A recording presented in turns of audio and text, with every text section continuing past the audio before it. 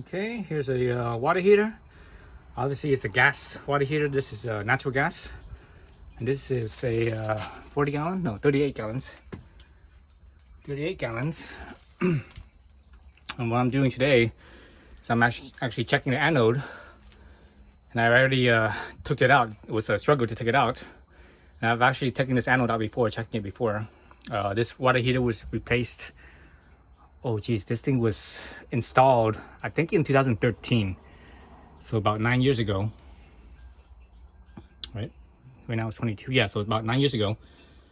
And this water heater has, I believe, a 4-year warranty, or is it a 5-year warranty? Let's see, does it say on here? No, I don't think it says on here. But anyways, I got it from Home Depot. I believe it's a GE. Yeah, it's a GE water heater. I could have swore it was a 4-year warranty, maybe 5 years. Anyways, yeah, from Home Depot. So with water heaters, how it works is whatever the warranty period is on a water heater, that usually means, obviously how long it lasts, and if something goes wrong with it, it has some warranty.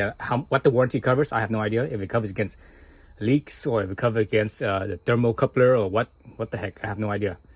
Most of the time the warranties are mostly bullshit anyways. And I have changed the thermocoupler on this thing at least once before. The thermocoupler is basically this little copper wire that you see right, actually it's right here. It's a copper wire that goes down to where the pilot light is. The pilot light, basically, it's always heating up the thermocoupler, the tip, the probe at the end, because the heat on there, it changes the voltage of this thing, and the voltage is very low on this. So that's a certain amount of voltage on this. The reality is that with metal, when you have metal and you have metal on metal and all this other stuff, there's always a small little voltage difference. There's always a small little voltage that runs through. Very minute amount, but it is there. And then the reason why that is because, looking at the periodic table of elements, and you see all the elements and stuff, and the majority of those elements, on the periodic table of elements, on the far right side, those are the inert elements, all the inert gases and such, like argon, helium, and stuff. So what that means is that because those ones on the far right, those ones don't have, they're neutral. They don't have like a positive charge or a negative charge because they're balanced. The electrons and protons are balanced. But all the other elements left of that, they all have neither like a positive charge or a negative charge, and so on and so forth. And some of them have more positive charges, some of them have less positive charges, depending on where where they sit on the periodic table. So basically, what that means is, this is a copper wire, and it's somewhere that has a either positive, negative, whatever. I have no idea. And you need to look at the periodic table to see that what it is, if it has a negative or positive charge. But anyways, because of that imbalance of charge, and when you have the various metals and such, the electrons, and there's always free electrons no matter what. So electrons will jump from one to the other, basically one material to the other. It tends to do that.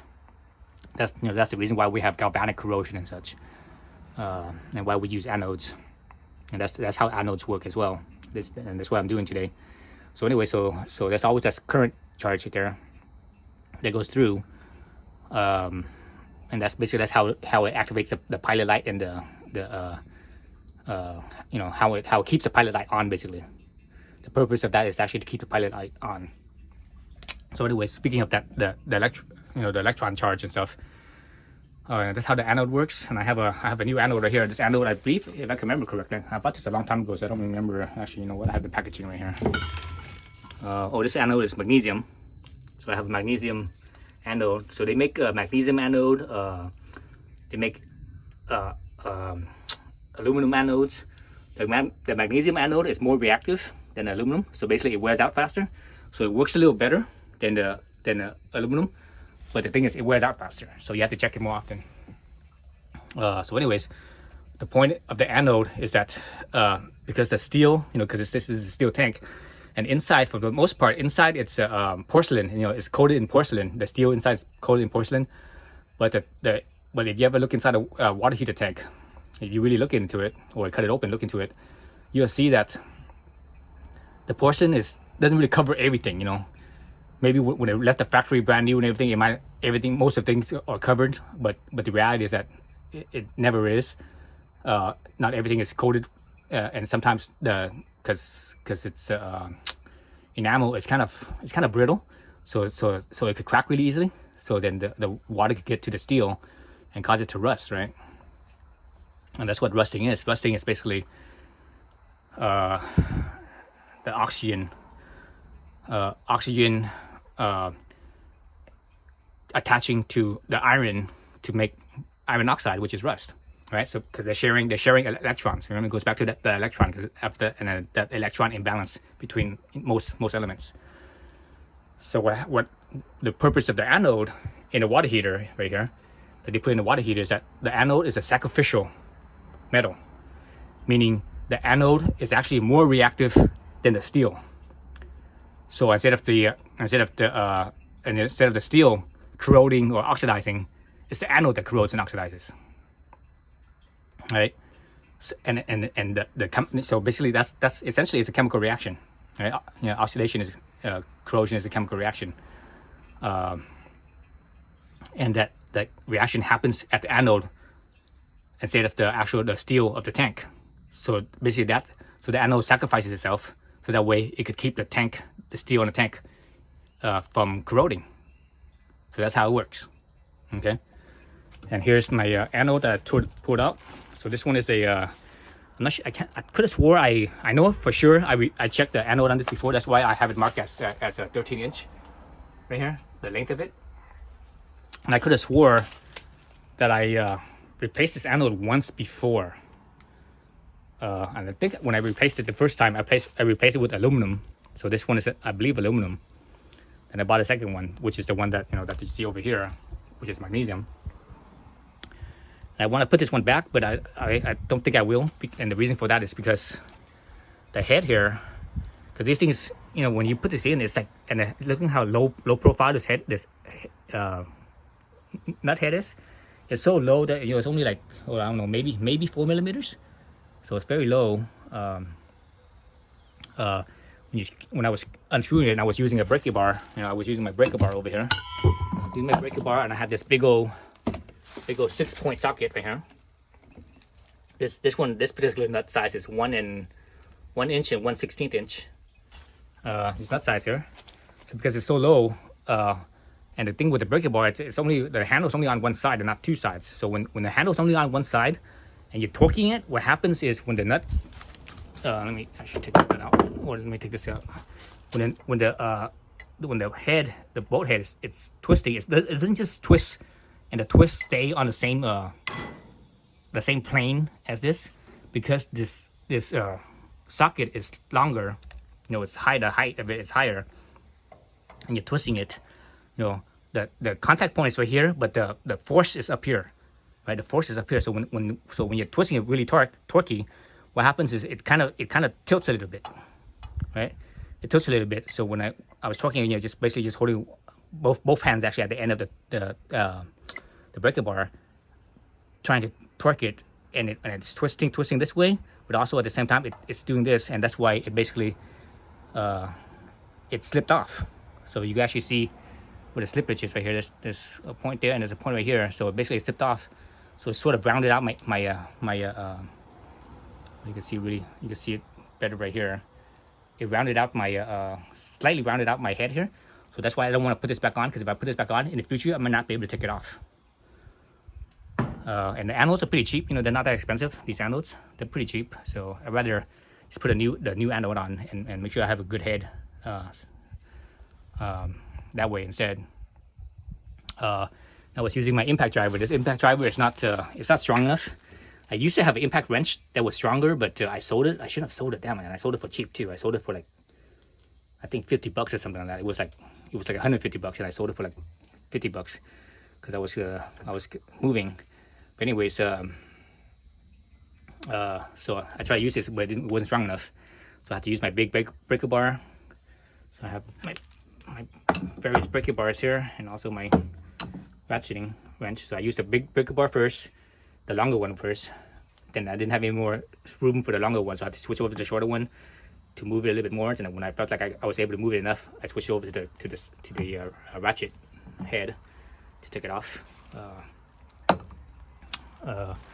So yeah, so this anode here still looks decent. So I think this was a replacement one, because the original one, no way it would last, you know, the 4 years. Again, going back to the 4-year warranty. Well, I didn't even finish explaining the 4-year warranty. So the warranty on this thing, you know, besides whatever, one of the warranty is that it doesn't leak. You know, so this is, say for example, this one is a 4-year warranty. Here's the manufacturing date, August 28th of August 2012. I remember buying this thing in 2013. Sometime around the same time too, I think. I think it was around springtime, maybe not summer. I don't recall it being summer. I think it was around springtime. So basically around the same time, you know, because right now it's February, middle of February, almost at the end of February actually. So around the same time in 2013 was when I installed this thing. But anyways, 4-year warranty. That means that it shouldn't leak in that 4 years. After that, it can. So what that means is that the anode that's in here should last that 4 years. So I believe I already replaced the anode once before. So this is the second one. But I'm not sure why I didn't put a date on it. Usually when I do this, I usually put a date on when I replaced it. But maybe I forgot about it when I stuck it on there. But anyways, whatever the case, you know, 4 years. So if you have a whatever water heater that you have, around the time that your warranty is up, you should replace the anode and put a new one in there. So how it works, how the warranty works is year-wise. So if it's a 4-year warranty, that means the anode should last 4 years. If it's a 6-year warranty, the anode should last 6 years, and so on and so forth, right? And the longest that a warranty lasts is 6 years, or I should say the longest that an anode would last will be 6 years. So the water heaters that have longer than 6 years warranty, how that works is that they have 2 anodes in there. So you have, like, say for example, an 8-year warranty. That means you have two anodes that by themselves would have only lasted 4 years. So since there's 2 of them, it lasts 8 years. And if you have a 12-year warranty one, it has 2 anodes that last 6 years each. So that's your 12 years right there. So this particular one only has 1 anode, and the anode is, you know, it's a little bit smaller. You know, this is a smaller tank, 38 gallons. So the anode is not that long. You know, and I marked right there 39 inches. That was the original anode that I took out. I think I replaced it with a 39-inch anode as well. The length right here, 39 inches. And I believe this one's the same size. Let's see, let's put this up right here. Well, this one's a little bit longer. This one's a little bit longer, so they're both sitting in the same spot, right? Both sitting in the same spot. But this one is like, like 5 inches longer. And I think, oops, I can't remember if I test fitted this. If I took this out before or something, I don't really recall. But I think one of the things I did was I actually stuck a tape measure down here into the hole. So let's look at it inside here. Move all these tools aside so I can step up on here. Move all the tools aside. Move that mallet aside. Step up on here. So on the top of water heater, you'll see these little plastic plugs. There's usually all these various plastic plugs. And obviously you have the cold water in, hot water out, right? Cold, blue, red out. But usually there's a bigger plug, which is over here. That's the anode plug. So on the bigger water heaters, that's like because this is a 38-gallon tank. On like a 60-gallon tank, for example, it might have 2 anodes. And I've never seen one with 3 anodes, but I've never seen one that big before. Well, I never looked at one that's that big, like a bigger one. A bigger one probably has maybe even 3 or 4 anodes. But anyways, the biggest plug, and lots of times the anode plug is actually covered, so you don't see the screw head. So when you look at it, you might see like a cap, but it's gonna be the biggest one though. So that's how you know it's the anode. So you break off whatever the cap cover is right there. Lots of times there's also, it might be covered in insulation as well on top of it. So you have to take a little screwdriver or something like this, and you break it apart, break the insulation, and then you see the exposed head the you know, the exposed head, then you know that's your anode right there.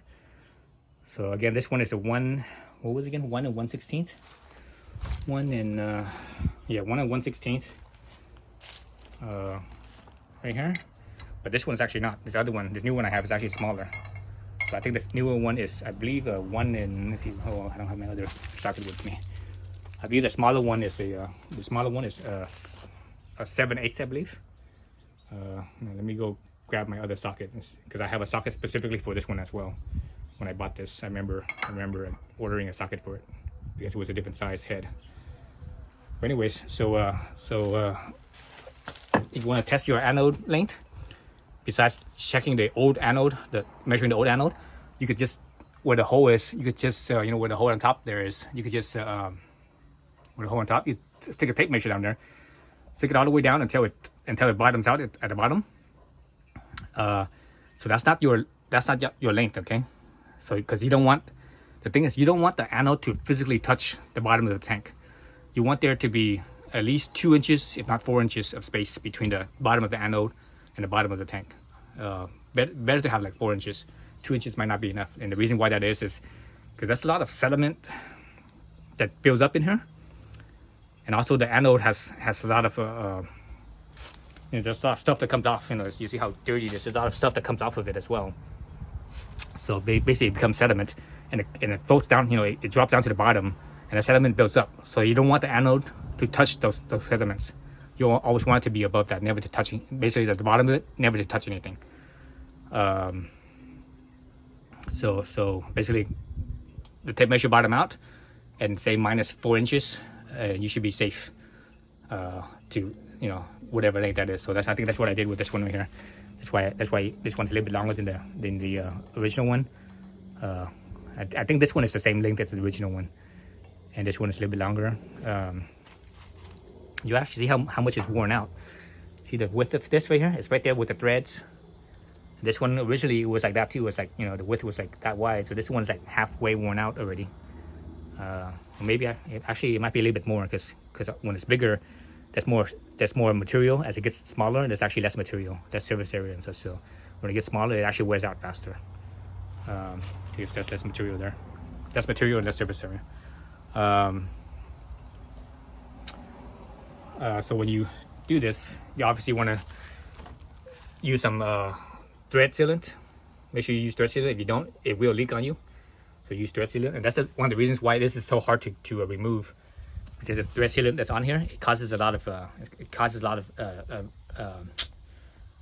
resistance in turning this head. So yeah, if you get the sealant that's made of Teflon, that might be better, because Teflon is, you know, it's naturally slippery, so that might be better. And this one, it doesn't say anything about Teflon on there. Because lots of times when you see a thread sealant, sometimes you see it says PTFE, I think it is. I think it's PTFE. But anyways, it says something like that. You know, whatever letters, something like that, something like PT, something. That's the Teflon. Because they can't use a Teflon name, because Teflon actually is owned by DuPont. So you use the Teflon name, you actually have to pay DuPont royalty fee. But the chemical composition of it, the acronym for it is, I believe, is PTFE. Or something like that, something like PT something. Anyways, so yeah, so I just need to basically clean up the top where the hole is up on the top. Make sure all the around the thread up there is nice and cleaned up, and put the thread sealant back on, and I could back on this new one, and I could bolt this thing back up, or screw it back on, I should say. Again, this head is, I believe this head is a 7/8. Basically it's just a little bit under 1 inch, whereas this other one. So these are the two common size that I found when I was shopping for this thing. One is 1 and 1 inch 1/16, 1 inch 1/16, right? Yeah, 1 and 1/16, 1 and 1/16. And the other size was a little smaller, which is just under 1 inch. So it's I think 7/8. All right, that's it. So I'm gonna put this on, and obviously I'm not gonna do it on camera because I have no way of holding the camera up there, so just for you guys to see. But other thing I forgot to mention is and you're supposed to do this every 6 months, but I haven't done this in like at least 2 years, if not 3 years. Is drain out the water heater every 6 months. So remember earlier I mentioned the sediment. So this is the reason why you drain out the water heater every 6 months. It's whatever sediment that gets down on the bottom, you drain it out, so you keep it clear on the bottom. And the reason why you want to keep it clear on the bottom is that when there's a whole bunch of sediment that builds up on the bottom, it makes the water heater less efficient, because the heat, the flame is at the bottom, so it's heating up the water. When there's a whole bunch of sediment that settles down there, the sediment acts as an insulator. So now it makes it harder for the water to heat up. So it makes it less efficient. So 2 reasons why you would remove the sediment is to keep it efficient, and also keep all that debris and such from building up too much, and making and potentially touching the anode if your anode is too long, if your anode is near the bottom, and because once the anode touches, it kind of becomes less effective versus being up where it's supposed to be, versus dangling where it is. Okay, I think that's it. Thanks for watching. Okay, so again, the size, that's 1 1/16. So the other size I mentioned, I think on the previous clip I said 7/8, but it's not 7/8. It's actually 15/16. So 15/16 is the size. And again, it's a 6-point. That's what you want. You want to get 6-point. Do not get the 12-point. The 12-point will either strip the head on the top of the electrode, the anode. So the 6-point will prevent stripping your head on your anode. So again, 15/16 is the correct size. All right.